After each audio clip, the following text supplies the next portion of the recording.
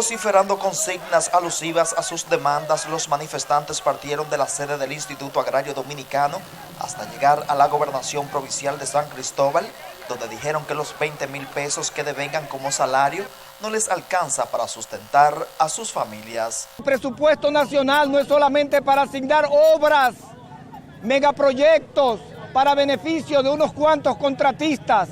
En el presupuesto hay que consignar los beneficios sociales que le corresponden a los trabajadores del Estado, asignar pensiones dignas, justas, equitativas y también para mejorar los salarios. No es un privilegio el que estamos exigiendo, es un derecho consagrado en la Constitución de la República. Los afiliados en la Asociación Nacional de Profesionales Agropecuarios, ANPA, explicaron que estas demandas fueron entregadas al ministro de Agricultura, Ángel Esteves, pero que aún no han recibido respuestas.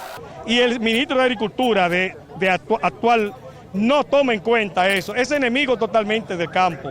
Y nosotros estamos en una lucha unida con todos los productores nacionales que también están aquí, porque es una lucha conjunta del sector agropecuario por más recursos para el campo. Ya hay quiebra de los productores nacionales, a nosotros no hay combustible, no hay ninguna logística, hasta la soja para hacer informe. Tenemos que adquirir a los técnicos para hacer un informe.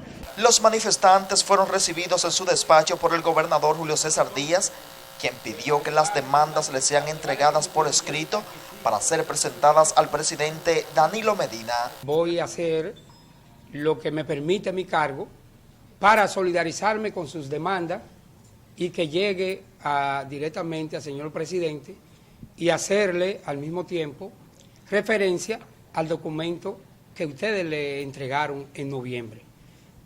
Los manifestantes anunciaron que realizarán reclamos similares en San Francisco de Macorís y Mao en demanda de mejores condiciones para los profesionales agropecuarios del país.